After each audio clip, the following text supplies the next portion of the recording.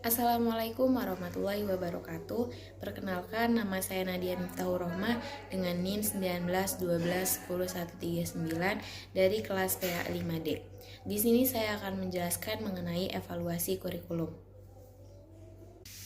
Baik, poin pertama yaitu mengenai pengertian evaluasi kurikulum. Pengertian evaluasi menurut Guba dan Lincoln merupakan suatu proses memberikan pertimbangan mengenai nilai dan arti sesuatu yang dipertimbangkan. Dan sesuatu yang dipertimbangkan itu bisa berupa orang, benda, kegiatan, keadaan, atau sesuatu kesatuan tertentu. Sedangkan pengertian kurikulum secara sistematik dikelompokkan menjadi 3, yaitu tradisional, modern, dan masa kini. Pengertian kurikulum tradisional adalah semua bidang studi yang diajarkan dalam lembaga pendidikan. Sedangkan pengertian kurikulum secara modern menyebutkan bahwa bidang studi hanya bagian kecil dari isi kurikulum, yang mana kurikulum itu mencakup seluruh kegiatan peserta didik agar mendapatkan pengalaman aktual baik di kelas, di sekolah maupun di luar sekolah. Yang mana hal tersebut di bawah pengaruh dan tanggung jawab sekolah pastinya. Sedangkan pengertian kurikulum masa kini ialah sebuah sistem yang mencakup tujuan, isi, evaluasi, dan sebagainya yang saling terkait yang diusahakan oleh sekolah untuk memperoleh hasil yang diharapkan dalam situasi di dalam maupun di luar sekolah. Jadi evaluasi kurikulum adalah penelitian yang sistematik tentang manfaat, kesesuaian efektivitas, dan efisiensi dari kurikulum yang diterapkan.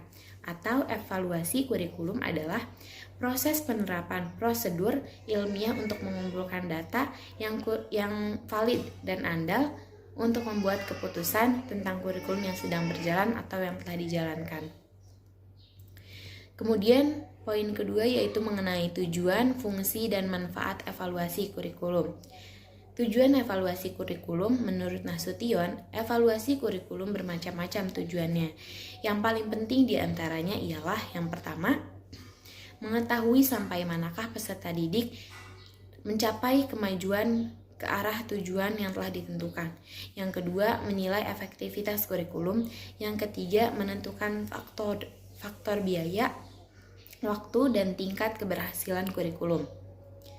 Kemudian fungsi evaluasi kurikulum. Scriven membedakan evaluasi kurikulum itu dalam 2 hal atau dalam 2 fungsi. Yang pertama, fungsi formatif. Fungsi formatif adalah fungsi evaluasi dalam memberikan informasi dan pertimbangan terkait dengan usaha perbaikan kurikulum. Fungsi formatif ini dapat dilakukan hanya saat kurikulum dalam tahap proses pengembangan.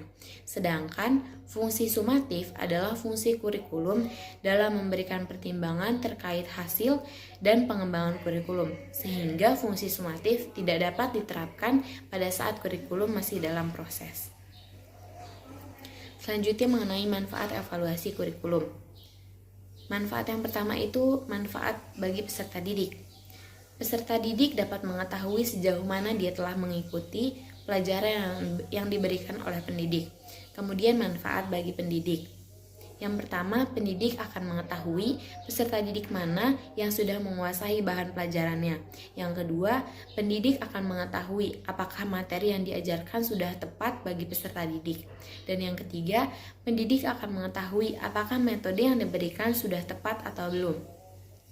Selanjutnya, manfaat bagi sekolah.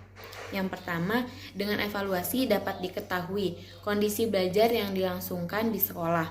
Yang kedua, informasi guru tentang tepat tidaknya kurikulum di sekolah dapat menjadikan bahan pertimbangan bagi perencanaan sekolah untuk masa-masa yang akan datang. Yang ketiga, informasi hasil penilaian yang diperoleh dari tahun ke tahun dapat digunakan sebagai pedoman bagi sekolah. Yang dilakukan oleh sekolah sudah memenuhi standar atau belum. Pemenuhan standar akan terlihat dari bagusnya angka-angka yang diperoleh. Poin yang ketiga yaitu langkah-langkah evaluasi kurikulum. Hermana Sumantri menjelaskan bahwa tahapan pelaksanaan evaluasi kurikulum sebagai berikut. Yang pertama, mempelajari kurikulum yang sudah ada. Yang kedua, menuliskan latar belakang atau alasan mengapa kurikulum itu dievaluasi. Yang ketiga, menentukan apa yang ingin diketahui dan menuliskan pertanyaan evaluasi. Yang keempat, membuat rancangan evaluasi. Yang kelima, mengumpulkan informasi atau data. Yang keenam, menganalisis informasi atau data. Yang ketujuh, merumuskan kesimpulan. Yang kedelapan, menginformasikan hasil. Yang kesembilan, memanfaatkan hasil untuk merevisi kurikulum. Poin yang keempat yaitu strategi evaluasi kurikulum. Terdapat 4 jenis strategi evaluasi kurikulum. Yang pertama, penentuan lingkungan tempat terjadinya perubahan. Terdapat berbagai kebutuhan yang tidak atau belum terpenuhi, dan juga berbagai masalah yang mendasari timbulnya kebutuhan serta kesempatan untuk terjadinya perubahan. Yang kedua, pengenalan dan penilaian terhadap berbagai kemampuan yang relevan. Strategi ini sangat berpengaruh dalam pencapaian tujuan program dan desain yang berguna untuk mencapai tujuan-tujuan khusus. Yang ketiga, pendekatan dan prediksi hambatan yang mungkin terjadi dalam desain prosedural atau implementasi sepanjang tahap pelaksanaan program.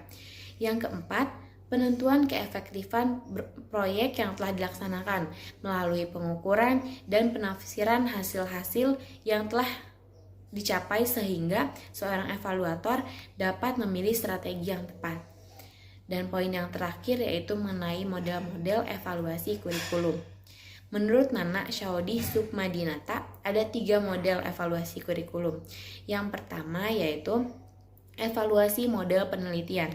Evaluasi kurikulum menggunakan model penelitian didasarkan atas teori dan metode tes psikologi dan eksperimen lapangan. Salah satu pendekatan yang menggunakan eksperimen lapangan adalah mengadakan perbandingan antara 2 macam kelompok anak yang menggunakan metode belajar yang berbeda. Rancangan penelitian ini membutuhkan persiapan yang teliti dan rinci. Poin yang kedua yaitu evaluasi model objektif.